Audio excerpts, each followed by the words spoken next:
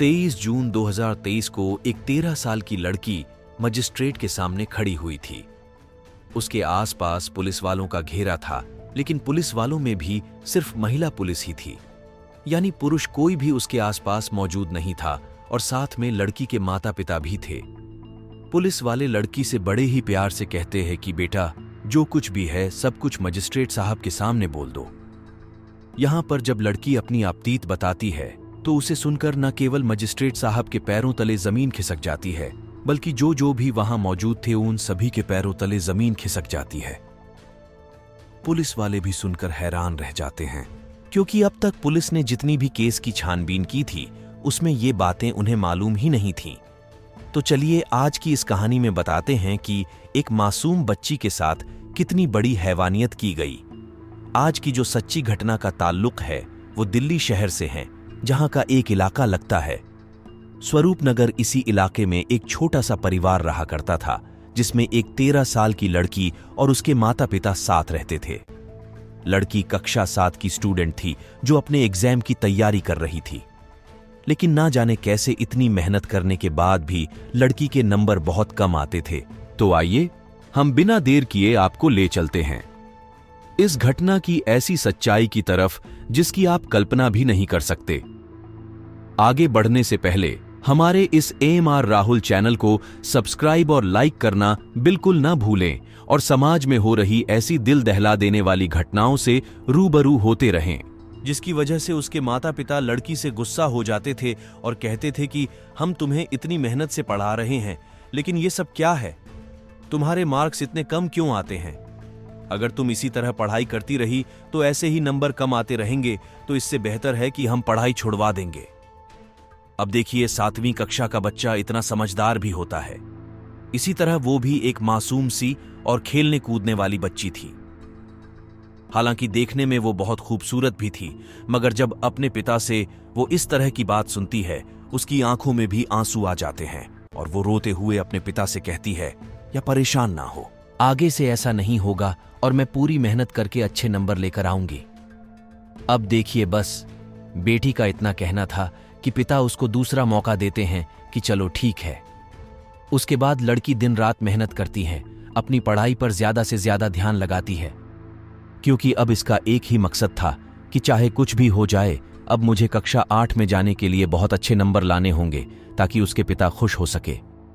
और बस इसलिए अब वो रात रात भर पढ़ाई करती रहती थी और कभी कभी ये अपने दोस्तों के यहाँ भी पढ़ने के लिए चली जाया करती थी। तो ऐसे ही एक दिन जब 21 जून 2023 को ये अपने घर से शाम के वक्त ये कहकर निकलती है कि मैं अपनी किसी सहेली के यहाँ पर पढ़ने जा रही हूँ, तो लड़की इस बार काफी देर तक अपने घर पर लौटकर नहीं आती, जिसकी वजह से माँ परेशान होने लगती है। और जब वो उसके पिता को ये बताती है, ये बेटियां काफी देर से लौटकर नहीं आई हैं। इतना सुनते ही पिता भी परेशान हो जाते हैं और फिर दोनों उसको ढूंढने के लिए निकल पड़ते हैं। धीरे धीरे करके शाम से रात होने लगती है, मगर लड़की का कुछ भी पता नहीं चलता।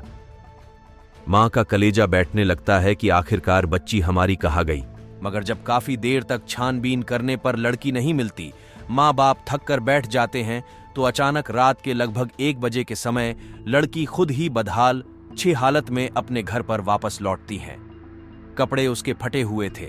वो रोती हुई, दर्द से कराहती हुई जब अपने घर पर आती है तो माता पिता उसे देखकर चौंक जाते हैं, और पिता तो कहीं ना कहीं ये अंदाजा लगा लेते हैं कि बच्ची के साथ कुछ ना कुछ गलत जरूर हुआ है। बस इतना देखते ही उसका पिता खुद को एक कमरे में बंद कर लेता है, तो माँ अकेली उस बच्ची के पास जाती है और प्यार से पुचकारते हुए, दुलारते हुए उसे पूछती है कि बेटा, तुम्हारी ये हालत किसने की है? बस तभी लड़की डरी सहमी सी अपनी माँ को गले लगाकर रोने लगती है, और रोते हुए जो कहानी वो अपनी माँ को सुनाती है, उसे सुनकर माँ का कलेजा कांप जाता है। तभी माँ जैसे तैसे करके सबसे पहले अपनी बच्ची के कपड़े बदलती है। उसके बाद लड़की को पुलिस स्टेशन लेकर पहुंचती है और एक रिपोर्ट दर्ज कराती है। तो पुलिस वाले पूछते हैं कि क्या हुआ। उसके बाद जब लड़की अपनी आपत्ति पुलिस वालों को बताती है, उसे सुनकर पुलिस के भी रोंगटे खड़े हो जाते हैं। दरअसल लड़की बताती है कि मैं किसी काम से अपनी सहेली के पास जा रही थी, जहां रास्ते में मुझे 4 लोगों ने घेर लिया। उन्होंने मेरा रास्ता रोका और मेरे मुंह को दबाकर मेरे साथ गलत काम किया। वो बताती हैं कि लगभग 4 घंटे तक इन चारों का मन भर जाता है, तो उसके बाद ये मुझे वहां से भगा देते हैं। ये कहकर के किसी से भी कुछ नहीं बताना, नहीं तो तुम्हारा अंजाम अच्छा नहीं होगा। बस इतना कहते ही लड़की वहां से जैसे तैसे करके निकलती है और आगे चलकर थोड़ी ही दूरी पर 3 लोग और मिल जाते हैं, जो ऐसी हालत को देखकर उसको वहीं दबोच लेते हैं। और उसके बाद वो तीनों भी वही हरकत करते हैं जो अभी 4 लोगों ने की थी। यानी यहां एक 13 साल की लड़की के साथ शाम के 8 बजे से लेकर रात के 12 बजे तक 7 लोगों ने 2 बार गैंग रेप जैसी घटना को अंजाम दिया था। अब जैसे ही पुलिस ये बात सुनती है, उसके बाद केस को गंभीरता से लिया जाता है। फौरन ही उन 7 लोगों की तलाश शुरू होती है। पुलिस जगह जगह पर दबिश डालती है और लड़की से उस जगह के बारे में पूछा जाता है जहां उसके साथ ये घटना हुई। कुल मिलाकर सारे सबूत और सारे सुराग पॉलिसी इकट्ठा कर लेती है। फिर इन 7 आरोपियों को भी ढूंढकर गिरफ्तार कर लिया जाता है। उसके बाद लड़की का बयान लेकर उसे मजिस्ट्रेट के सामने जाने के लिए तैयार किया जाता है। यानी सारी कागजी कार्रवाई होने के बाद चार्जशीट भी तैयार हो जाती है। फिर लड़की को मजिस्ट्रेट के सामने पेश किया जाता है और जैसे ही लड़की मजिस्ट्रेट के सामने जाती है तो पुलिसी वाली लड़की से कहते हैं कि बेटा, जो भी सच्चाई तुमने हमें बताई थी वही मजिस्ट्रेट साहब के सामने बताओ, तभी आगे की कार्रवाई की जाएगी। इन आरोपियों को सजा सुनाई जाएगी। मगर लड़की बहुत ज्यादा क्योंकि डरी हुई थी तो वो एकदम से कुछ भी नहीं बोल पा रही थी। लेकिन जब पुलिस वालों ने बहुत ही प्यार से उसको हिम्मत दी, तब जाकर लड़की ने जो कुछ ऐसा बताया जो वाकई चौंकाने वाला था। दरअसल मजिस्ट्रेट के सामने लड़की अपने बयानात में कहती हैं कि आज से 7 महीने पहले मैं अपनी एक फ्रेंड के यहाँ गई थी। उसका एक भाई था जिसने मुझे कहा कि अगर तुम्हें पढ़ना है तो मेरे कुछ दोस्त हैं जो लगभग तुम्हारी उम्र के हैं, उनसे मैं तुम्हारी जान पहचान करवा देता हूँ। वो पढ़ाई में बहुत अच्छे भी हैं, वो तुम्हारी अच्छे से हेल्प करेंगे। अब देखिए, क्योंकि लड़की यहाँ अपनी पढ़ाई के लिए बहुत ज्यादा सीरियस हो चुकी थी, क्योंकि उसने अपने माता पिता से वादा किया था, इसीलिए वो ये बात मान जाती है और कहती है कि ठीक है भैया, आप मुझे उनसे मिलवा दीजिए। मैं चाहती हूँ कि बस मेरे नंबर अच्छे आए। उसके बाद वो लड़का उसकी कुछ लड़कों से दोस्ती कराता है, जो पहले तो उसको थोड़ा बहुत पढ़ाई करवाते हैं। फिर अगले दिन जब लड़की उस इलाके से निकलती है, वहां ये लड़के उसे देख लेते हैं और फौरन उसका रास्ता रोकते हैं। इसे कहते हैं कि हमारे साथ चलो, तुम्हें कुछ नोट्स देने हैं जो तुम्हारी पढ़ाई के काम आएंगे। लड़की तभी इन पर भरोसा करके उनके साथ चली जाती है, मगर उसे पता ही नहीं होता कि आगे उसके साथ क्या होने वाला है, जबकि लड़के उसको ऐसी सुलझान जंगल की तरफ लेकर जाते हैं जहां ये लड़की बार बार उनसे पूछती है कि भैया, आप मुझे यहां क्यों लेकर आए हैं। लेकिन लड़के तभी उसको दबोच लेते हैं, जहां एक एक करके बारी बारी से ये सभी मिलकर गैंगरेप करना शुरू करते हैं और घंटों तक ये सिलसिला ऐसे ही चलता रहता है।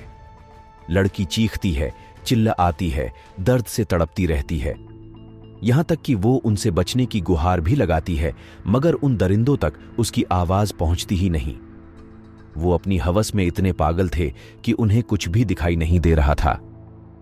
जब काफी घंटों के बाद इन चारों दरिंदों का लड़की से मन भर जाता है और जब उनकी हवस पूरी हो जाती है, तो इसके बाद वो लड़की से कहते हैं कि अगर तुमने इस बारे में किसी से भी जिक्र किया तो तुम्हारे लिए अच्छा नहीं होगा, हम तुम्हें मार देंगे। और बस इतना सुनते ही लड़की बहुत ज्यादा डर जाती है, समझ जाती है। जहां से वो घर तो चुपचाप चली जाती है, लेकिन किसी से भी कुछ नहीं बता पाती और 7 महीने तक ऐसे ही इस दर्द को, इस परेशानी को वो झेलती रहती है।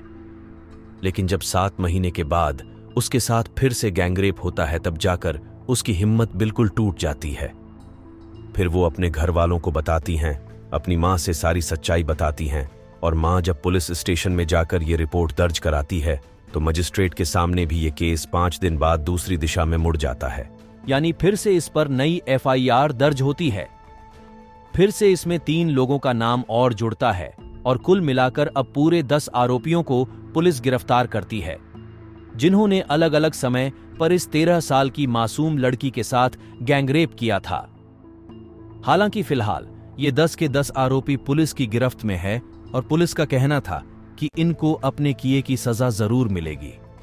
लेकिन सोचिए, उस 13 साल की बच्ची का क्या वो आज इस सदमे से बाहर निकल पाएगी?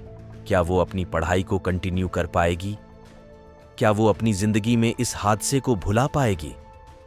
भगवान करे कि ये वो सब कुछ भुला दें जो उसके साथ हुआ।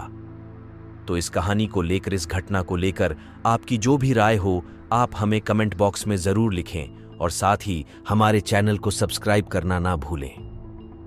जल्दी ही मुलाकात होगी आपसे किसी न्यू एपिसोड में। जय हिंद।